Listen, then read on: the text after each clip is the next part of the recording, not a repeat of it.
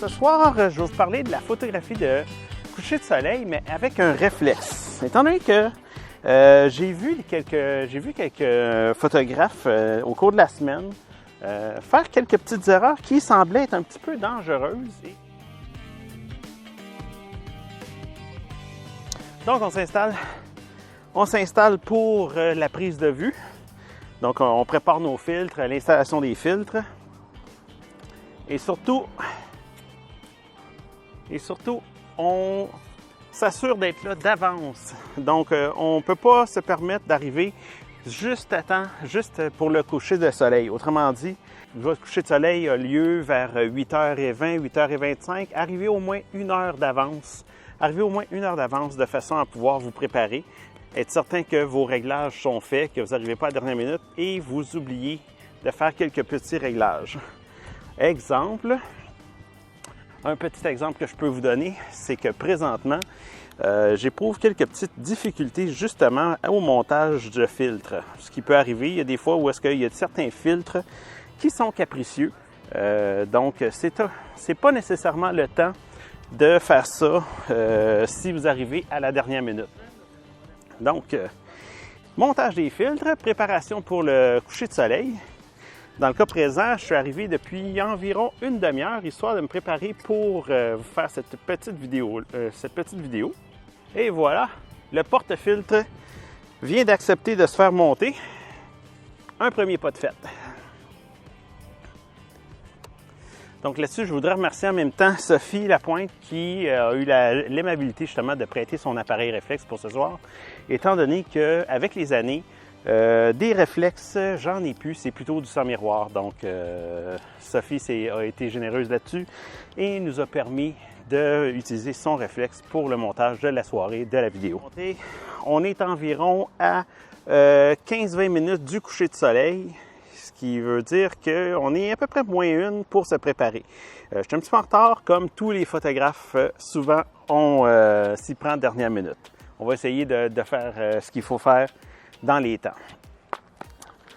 Ici, on prépare les derniers filtres. Donc ici, je suis en train de monter un filtre graduel.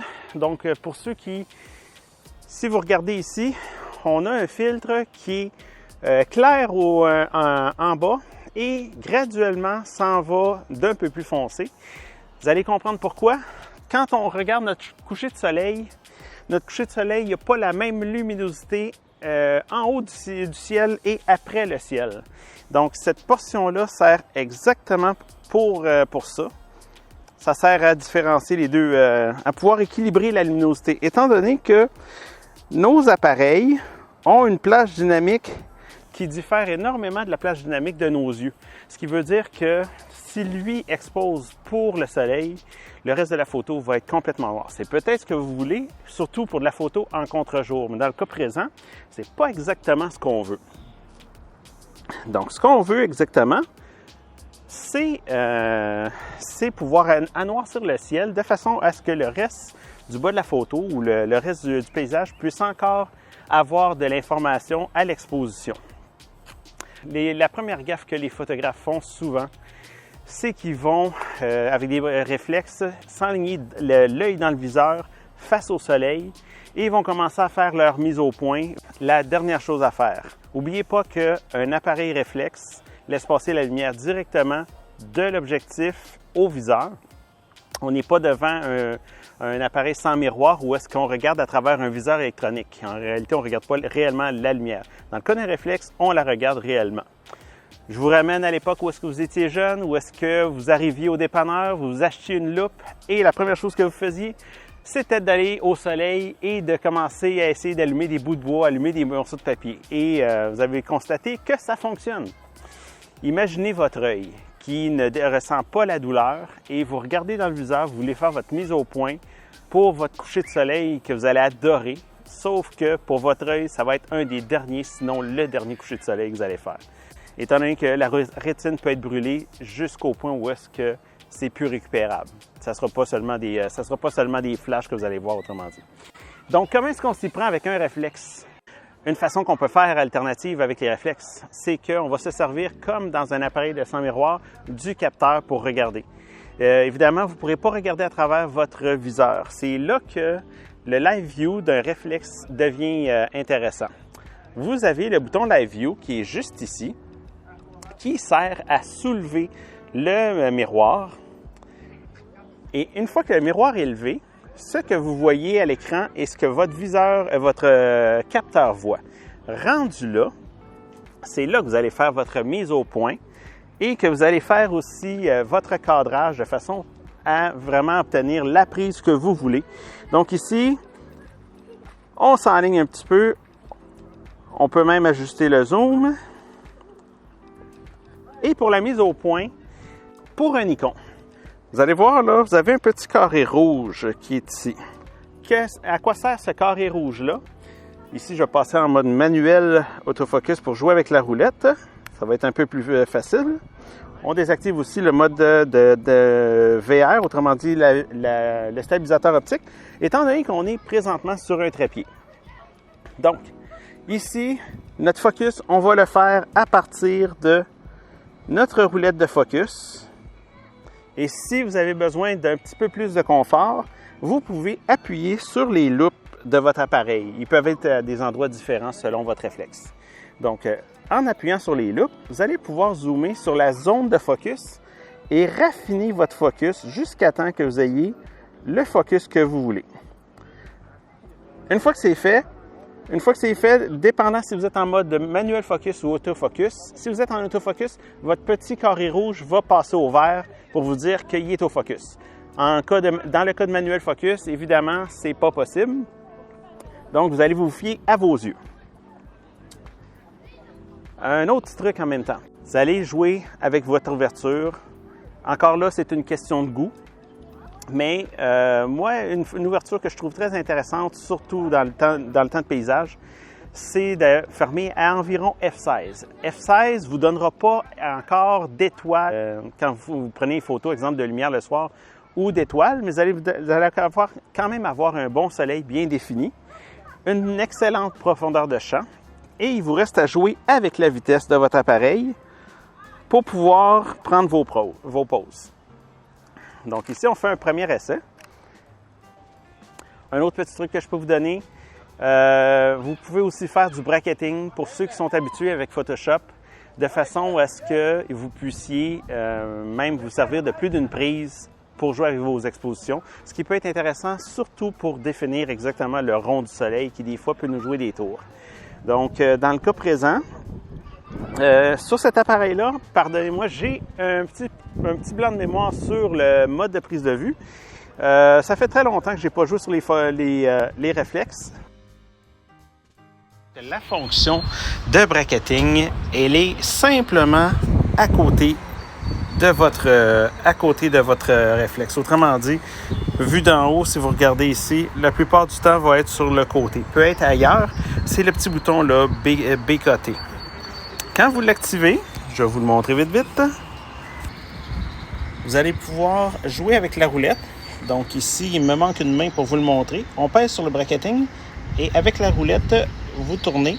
Et là, vous allez avoir accès au nombre de stops que vous voulez d'écart dans vos expositions.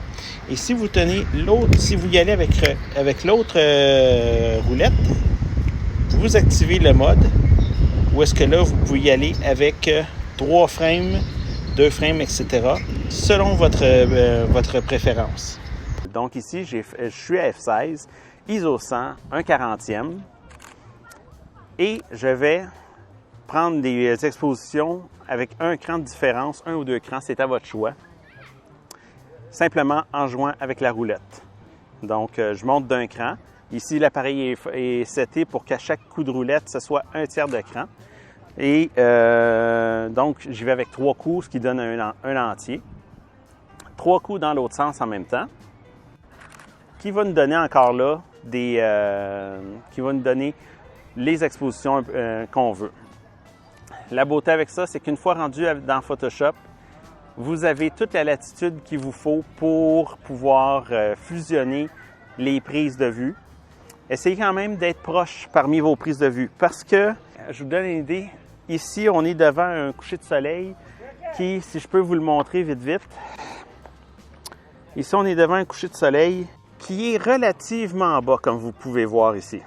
Donc, si on fait un petit calcul, là, on est à peu près à 5 degrés du sol. Ça représente quoi exactement? Ça représente environ 10 minutes de soleil. À 10 minutes de soleil, là, il ne vous en reste pas beaucoup pour faire vos prises. Et surtout, si vous attendez trop longtemps entre les prises, la position du soleil va avoir changé. Vous allez avoir un petit peu plus de travail dans la fusion de vos photos lors du montage Photoshop. Pour ceux qui font du HDR et pour ceux qui veulent fusionner les photos ensemble. L'idéal que je vous conseille, c'est ça. Prenez vos poses en bracketing, mais avec des espaces temporels très rapprochés. C'est pour ça que c'est une bonne idée d'avoir déjà préparé votre appareil pour qu'il fasse du bracketing. Ce que je n'ai pas fait aujourd'hui, comme bien des photographes qui pensent avoir pensé à tout et il en manque un petit bout. Donc là, on ne perd pas notre temps à commencer à essayer d'apprendre l'appareil ou à commencer à essayer de trouver la fonction. Le soleil va avoir descendu et ça va être partie remise un autre jour. On y va old style, on réagit rapidement là, à la situation. Donc là-dessus, le plus important dans les points que je vous explique par rapport à la photo de coucher de soleil avec les réflexes, l'œil dans le viseur, c'est le moment où est-ce que jamais vous devez le mettre pour la protection de vos yeux, dans le cas d'un réflexe, étant donné que ce que vous regardez là, c'est un soleil à travers une loupe et les dommages possibles à vos yeux vont de pair. Un sans miroir n'a pas ce problème-là. Un sans miroir va avoir le soleil sur le capteur et le viewfinder, le viseur électronique, va vous retransmettre l'image. Donc, votre œil n'est pas réellement exposé à la lumière du soleil. Encore là, je vous conseille d'éviter les expositions prolongées de votre capteur au soleil. Les couchers de soleil, c'est moins pire, mais à la lumière du jour, ce qui est le plus rough là-dedans, c'est que comme pour votre œil, le capteur va quand même être exposé à des périodes prolongées du soleil qui peuvent l'endommager. Je m'explique.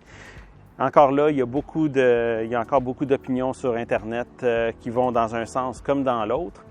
Posez-vous juste une question. Quand vous avez un capteur, quand vous avez un appareil que vous avez payé entre 500, 1500 $ ou même, sky's the limit, 4, 5, 8000 $, êtes-vous prêt à risquer votre capteur uniquement pour voir si ça fait vraiment des dommages ou pas? Je ne sais pas pour vous, mais moi, je n'ai pas le budget de faire ce genre de test-là. Je vais laisser d'autres le faire. Par contre, c'est toujours mieux de prendre plus de précautions. Ici, on a encore, et j'ai fait la gaffe que je voulais vous montrer, d'éviter. Parce que naturellement, le photographe est habitué d'aller dans le viseur. Donc, il faut vraiment développer ce réflexe-là dans le cas de photo face au soleil, viewfinder, écran arrière de l'appareil, si vous préférez. Évitez de mettre votre œil dans le viseur. S'il faut, couvrez-le pour la période où est-ce que vous allez faire ces types de photos-là. Vous n'aurez pas le mauvais réflexe de regarder à travers le viseur. On est de retour, on est dans les dernières minutes de notre prise de vue du coucher de soleil. Je vous fais un petit rappel encore là des conseils que je vous ai donnés tantôt. Regardez jamais à travers un réflexe, à travers le viseur. Vous êtes en train de regarder à travers des loupes, pointez vers le soleil avec les conséquences que ça peut avoir. Utilisez votre viewfinder, votre live view. Excusez l'anglicisme, écran d'arrière de votre réflexe, autrement dit la vue en temps réel. Donc, ça monte le miroir, vous avez l'image directement au capteur et là, vous pouvez vraiment faire votre focus, votre cadrage de la façon que vous voulez, le tout sans vous abîmer les yeux à travers le viseur qui, rappelons-le, est pointé et est à travers une lentille, une série de loupes qui sont pointées directement vers le soleil. Là maintenant, il reste environ 5-10 minutes de soleil. C'est le temps d'arrêter de vous parler et de pointer vers le soleil.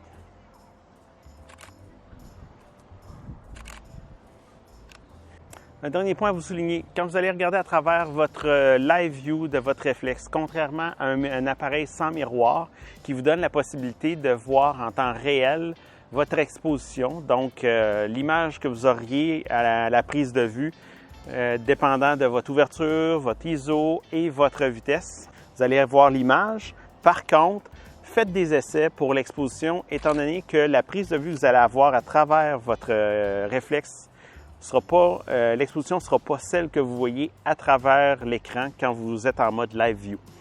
Faites des essais, histoire de ne pas arriver à la maison et de regretter de ne pas avoir fait ces fameux essais et de vous retrouver devant des prises sous-exposées où est-ce que pour pouvoir sortir quelque chose de la photo, vous êtes obligé de monter les expositions. Finalement, votre photo ressemble qu'à du bruit.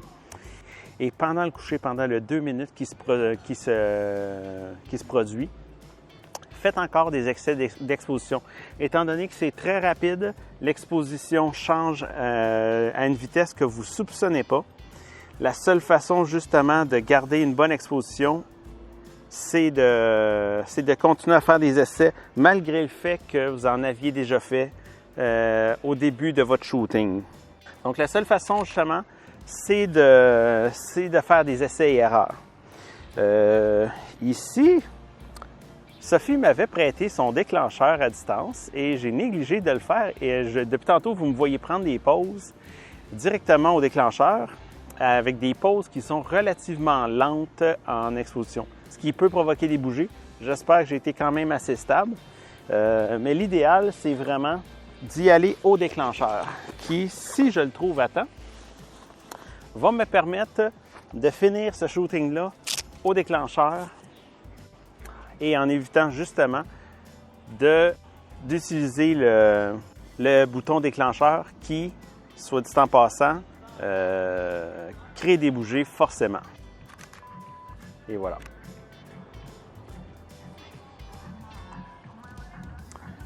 Là-dessus, j'espère que vous avez aimé la vidéo et je vous souhaite une bonne soirée.